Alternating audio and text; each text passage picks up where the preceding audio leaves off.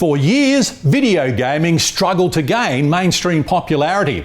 Early systems like the Atari and Intellivision laid the groundwork, but it wasn't until Nintendo entered the picture that everything changed, setting the stage for the trillion-dollar industry we know today.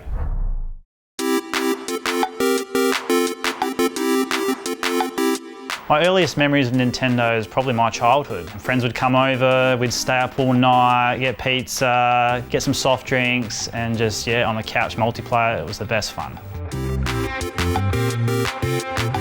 It was one Christmas and I opened my present up and there was a Super Nintendo. And as I got older, I just wanted to relive my childhood again. Why don't I give you a tour of my Nintendo room? Here is my wall of rare Nintendo consoles. Over here are my display cabinets and games of all my rare consoles and different games and handhelds. On this side here, we've got all different games from all different Nintendo consoles. My CRT TV setup where I can play my old retro games. Now we'll swing around here. Right here we have a Banjo Tooie Standee from 1996, my Nintendo Power Guide magazines, all of my Nintendo 64 games on display. So in this room here, we have my rare Nintendo Kiosk machines that back in the day, we go into the store and try all the different new games. The Nintendo 64 one is very rare. There's 4 or 5 complete ones left in Australia. One, the arcade machine. I got it from a indoor mini golf store that was closing down. I was a little bit cheeky. I borrowed the work van and said I was doing something else. Drove the work van all the way out to Penrith, picked up this arcade machine, drove it to my house, chucked it in my house, went back to work like nothing happened. I feel very nostalgic when I'm holding my old Nintendo games, especially things I didn't have when I was a kid that I've collected now. It's all about preserving history. Before we had YouTube and before we had walkthroughs, we had Nintendo Power Guides. This here is how we solved games back in the day. Yes, you could ring up and go to the Nintendo hotline, $5 a minute, how do I solve this? Or you could go and buy a Nintendo guide, and these things saved us. I'll open this one up, for example, and I've got the persons back in the day. They wrote on this piece of paper where all the different secret bonus rooms were, where all the cheats were. So now I'm preserving, that's 30 years old, and I'm keeping that in this magazine because it's a cool story to talk about. As the years go by, you get more and more, so you have to find ways to make the best of the room you have. I've got glass display cabinets, bookcases, stands. One of the first things people see when they come into my room is my display of my Nintendo 64 games. So I managed to pick these up from a collector who wanted to hand them over to me. And I've set it up just like a store. So, you come in, you want to buy Mario Kart 64, yep, that one's for that person. The next person comes in, oh, there's still one left. But then the third person will come in, oh no, they're sold out. So that's how I wanted to do it. You come in, it just looks beautiful. You can enjoy the box art.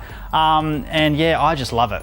In terms of how long I've spent collecting my collection, in some ways my whole life, but seriously, probably about 10, 12 years.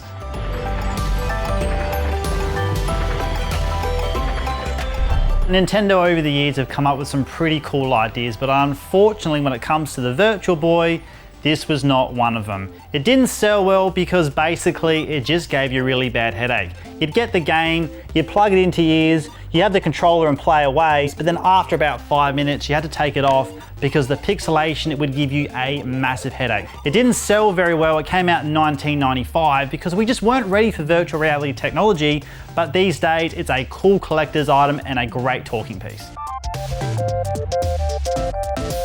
I've got some Nintendo rare Standees. Standees are store displays and they're extremely rare because these are bits of cardboard that once the game was done, stores just threw them in the bin. And in the 90s, no one thought we were going to be collecting stuff like that. One of the rarest games I have in my collection is Conker's Bad Fur Day. So to have the display Standee that goes with that is so hard to get.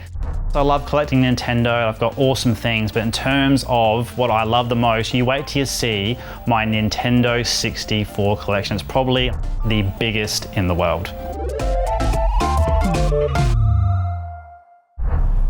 When the Nintendo 64 launched in 1996, it revolutionised how games were played. At the heart of this shift was GoldenEye, the groundbreaking first-person shooter that redefined the genre. Because of this pivotal moment in gaming history, the N64 holds a special place in a lot of gamers' hearts.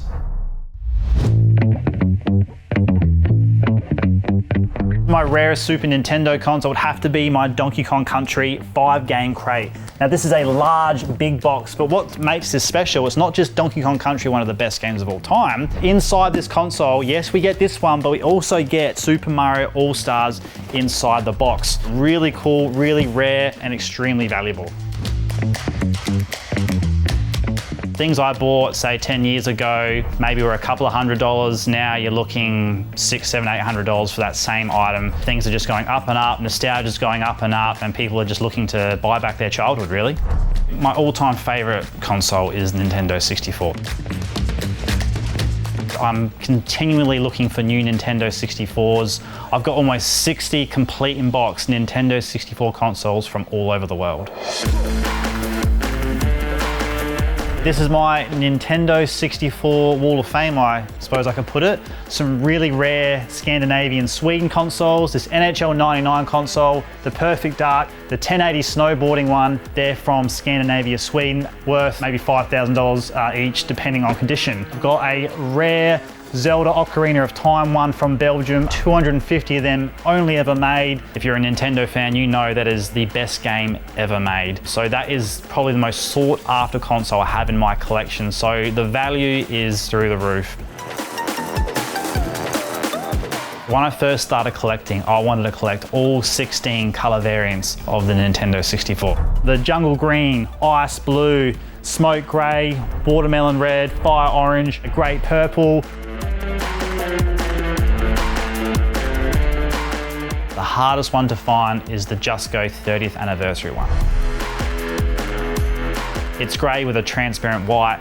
That was only available in Japan in the Just Go stores, and for their 30th anniversary, they were doing a Just Go Nintendo 64 console. But the crazy thing is that once that 30th anniversary was done, they ended up changing the name of the store altogether. We've got the Star Wars Episode 1 racer sets, the long box from Australia. When most people think Nintendo 64, the first thing that pops in your head would have to be GoldenEye. And I have two very rare GoldenEye Nintendo 64. This one here is from the UK, pretty rare, but the rarest one would have to be the one above it from Scandinavia, Sweden. 250 of these were ever made, hard to find, and because it's GoldenEye, it is extremely popular. I've got some rare Pokemon consoles down here, two from Japan with the blue and the orange, and a royal blue Toys R Us exclusive from North America console. My two F1 Grand Prix packs, one's from the UK and one is from France. Again, 250 of them made, really rare. Got a long box Nintendo 64 from Belgium. It was only sold for a Belgium techno festival. So if you bought this console, it came with a ticket to the festival. Again, only 250 of those consoles were made. And how many of those boxes are left now, I'm not sure, but I've seen maybe 2 or 3 around. Pokemon Snap took me years to get it. I'd say there may be between maybe 5 to 10 left around in the whole world, which is pretty crazy. So this is my display case showcasing some of my rare Nintendo 64 individual items. We've got my 4 controllers, come a set of 4, really hard to find. I had to go all the way to America to get this set. A couple of rare games, my signed Charles Martinez voice, Super Mario 64 Kart, a non-for-sale Banjo Tooie. Now, non-for-sale basically means this is for stores only, so you weren't allowed to sell this game. So that game there is worth actually probably a few $1,000s, believe it or not. So this is my rare ice blue Nintendo 64, sealed, brand new, graded, worth $5,000 to $10,000. I'm very lucky to have it. Finding a graded, brand new N64 in today's age is almost impossible to find. It's not a game store, it's actually my personal collection in my house, but I do set it up like a game store because to me, going into Toys R Us and other places when we were kids in the 90s, that was magical. So I want to bring people back to their childhood when they see this, and it makes me happy when I see it as well.